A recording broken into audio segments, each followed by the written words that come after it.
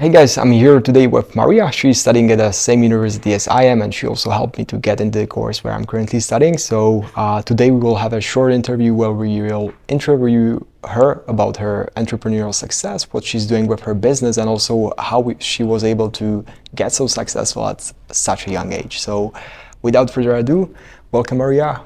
How are you doing today? Well, I'm doing great. Thank you for inviting me and proposing me this opportunity. And I also know I'm like a really talkative person and I love talking. So you can get yourselves a cup of tea and some cookies and prepare for the podcast that Ooh, we're about to do. And yeah, so my name is Maria. I'm 20 years old and I'm finishing the Bachelor of Business Economics at WU. And as I was also accepted to the Digital Economy Masters at WU as well. But I'm really looking forward to starting the next winter semester. that's so cool. Unfortunately, we don't have the cookies here, and not even the milk and all the stuff that's necessary for that. Just have one for you. Yeah. Without further ado, let's go to the questions. So, the first question: can you briefly introduce yourself and tell us more about your entrepreneurial journey? So apart from the study process that I've just mentioned, that where I'm studying right now, the entrepreneurial journey started really. It was kind of spontaneous. So I was in my second year, my second semester of studies, and then the COVID hit. The pandemic happened, and we all thought it was going to be like a 2-week vacation. It was not a 2-week vacation. It was more than like a 1.5-year vacation, and then I had to basically earn some money due to certain complications with my parents' business, and I've started tutoring English, and I've been posting about where I'm studying, like at WU, at an English program, so people can be assured that I know English and I can tutor them or their kids, or for the IELTS test as well, the academic test you have to pass to prove your English proficiency. And it started from there, and then people would find me with the university pictures, asking me about the new program because BBE was still very new at that time, just like the second or the third year was running. And then a few people asked me to tutor them for the exam. And since I myself spent 6 months preparing for that exam with 2 tutors and a lot of hard work, and then even taking my final exams 2 months before everybody else to have more time to prepare for the exam and to get my documents ready earlier. So there was a lot of sacrifice for that. And I've still had all my materials, all my summaries and everything. So I decided to give it a go. And then my students got accepted and I was very happy. And I was thinking, how can I offer like this guidance or these materials to a bigger number of students, since one-on-one classes you have like a certain limit that you can give, and you cannot like any just if you have like one-on-one 1 hour private sessions, you cannot really expand on it after a certain amount of students you get. And then I decided to get this course. So after that summer, after I've done tutoring the cohort, I was like, okay, so what can we do? And after June, I've spent like a lot of months thinking about it, planning it, maybe like drafting the first version of it, and then I launched it, and I launched it in a way of like not a marathon, but I've opened the first topics so people can know and can see that this is okay, this is like good stuff. And then I would open the topics one by one, and I think you remember that Yeah, I the topics remember. would open like each new week there was going to be there was like a new topic. And at some, yeah, just basically the pressure from the outside difficulties, and seeing the pains of students that I myself experienced, the preparation without much information about it out there, and decided to solve that pain, and it turned out pretty well. Yeah, it turned out pretty well. Without, like, for those people who don't know, Maria also helped me to get into the program at the 14th place. So the entrance exam was very hard, but because of buying your course and because of paying for her mentorship and expertise, I was able to get in. So thank you very much. And now I've been doing it since 2020, so now it's 2023. So now like more and more experience, more and more stories, and I like know like more like feedback from people. So yeah, been here for quite a Every, long time in the game. yeah, every year better. So that's pretty great.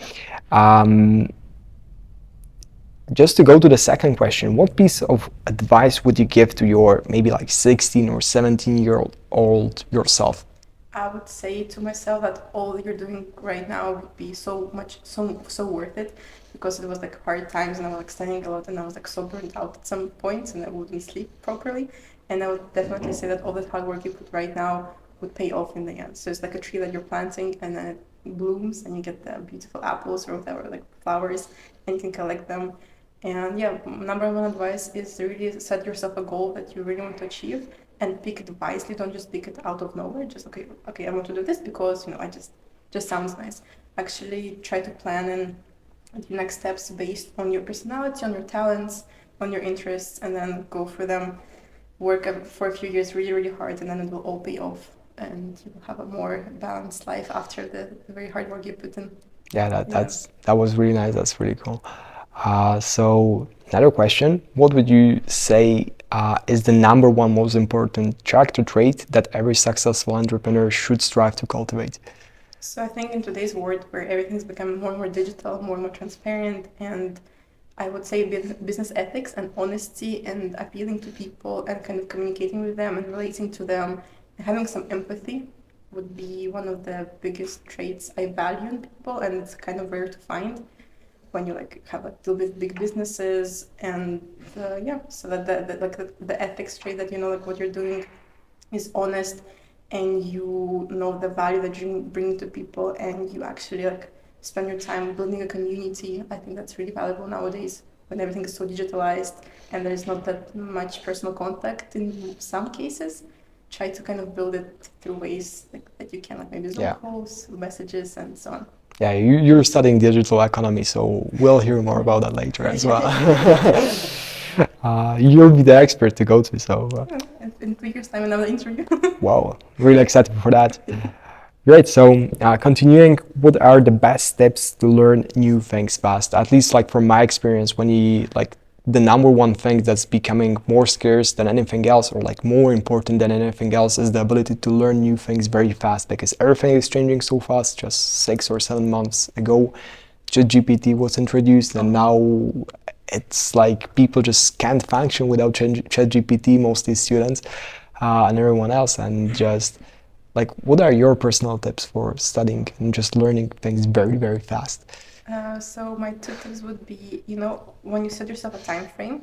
So there's a good saying that if you said, okay, I will clean the house in 1 day, you'll take 1 day. If you say, I will clean in 3 hours, you clean it in 3 hours. So set yourself a very specific time frame, like a plan for your exam preparation, for example, and also have some pressure. If there is no pressure or you're not motivated enough, you won't sit down, you won't be, diligent enough to open the book and actually read through it if you don't have any incentive to do so, driving you, the force driving you from inside. And if sometimes a little pressure or some uncomfortable situations really help you to learn things faster, because you just need them to kind of maybe pass your exam or to write an essay. So I would definitely say focus on learning what you really like and what you find useful, and try to create some little pressure points from sides, so that they actually kind of motivate you to make the effort. Yeah, that's really cool.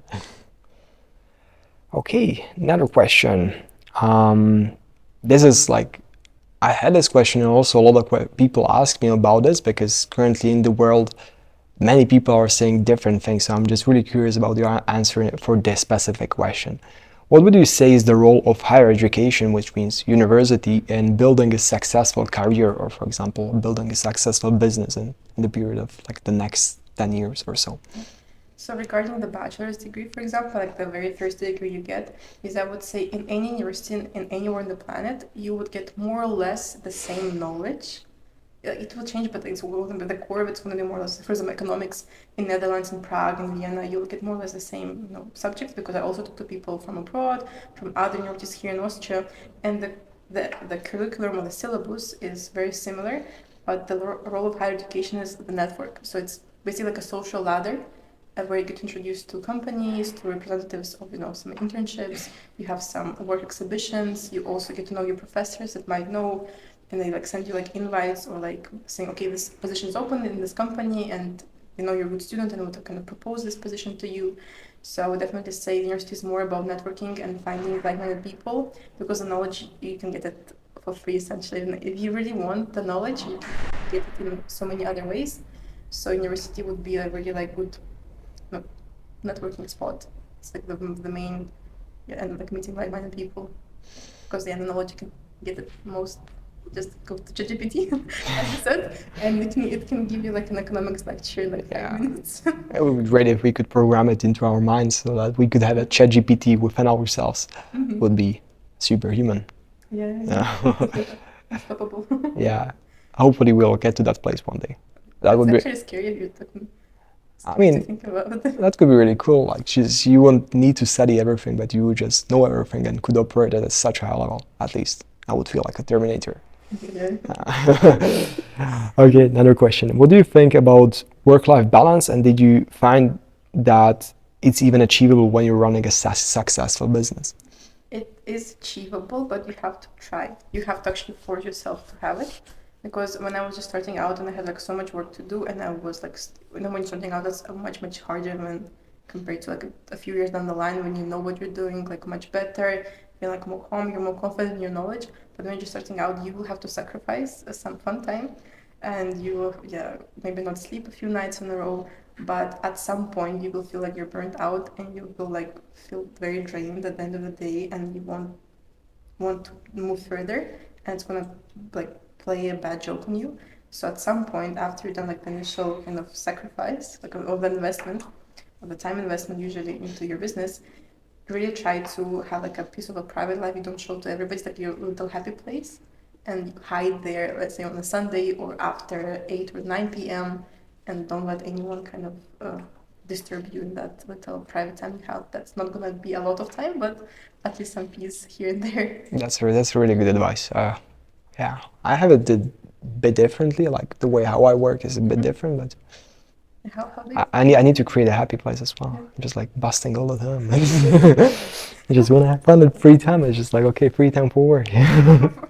Work with that, you know. Free time to, even today I was watching, like today was my rest day. I was watching a few episodes of Conor McGregor and how he was operating, and he was like, one very interesting fact that he was talking about was that, do you know who Conor McGregor is, right? I've heard about him. Yeah, he's like the UFC fighter, like one of the Yeah. best in the world, and he was saying that when he's not prepping for a competition or for a match, he's just feeling depressed all the time. So Yeah. I'm maybe a bit of like that freak that I just need to work all the time. It happens, like, you feel very guilty. If you're not productive, you feel Yeah. guilty about it and it eats you up. But you have to fight it, because if you're productive all the time, you can really enjoy, yeah, the fruits of it. Because then you get like this, you get some money and you can like, you know, maybe like afford nicer things, and really like learn how to enjoy that time that you kind of own, and like you earned it, the time that you have like nicer times. Yeah. Yeah. So, yeah. Awesome. And the last question, what advice would you give to people that didn't yet find an opportunity to start a business? How should they find something worth pursuing? So I would definitely, like, the way I did it is like find a pain people have that you can solve and that you've probably preferably experienced yourself, because then you know and you can relate to the audience much better. Because like in this world there are so many opportunities, there are so many problems waiting to be solved, and pick the one that you're passionate about solving and that you really want to help with. And then from there people will be attracted. Basically you start learning the social media, maybe Instagram, YouTube channel, or just letting people know about what you're doing. The right clientele or the right people who are interested in what you're doing and who kind of want your help will slowly start coming to you. Like it's going to be like a nice filter of motivated people. For example, from my side, is that I don't do any marketing. People, they find me because they need me, and it really filters out the very motivated people, the very polite ones, very nice ones, and I'm super grateful for the community that I have. So that's going to be like number one advice is just find the pain you want to solve and solve it nicely, and people will start showing up. That's very cool. Yeah, great. So thank you very much for finding time for this very quick interview. One last thing that I would like to say is that if you really want to get into BBE, you just need to buy her course. Yeah, text her. I'm just always selling her course because there are people just messaging me all the time like, okay, bro, just help me to get in, and what's the best thing that I should do, how I should study. But even the way how I did it, I just realized that, okay, paying for the course is not worth me spending countless nights not sleeping and just cruising and just trying to put all the different materials together. It's just not worth it. And that's even the reason just why I found really buying expert courses and expert mentorship one of the best investments a person can make. And most importantly, when it comes to BBE, it's just a really opportunity that can really change your life. The number of people who are applying for the degree is very high every single year, and it's even increasing. So if you really want to maximize your chances, just buy her course, trust me. Okay. Yeah, great. Thank you so So much. for the Thank you. closing line. It was really, really on point. And yeah, thank you for having me. Thank you for the questions. Yeah, hopefully you got nice answers out of it that can help some people out there. Yeah. And Okay, great. Thank you. yeah, bye. Okay.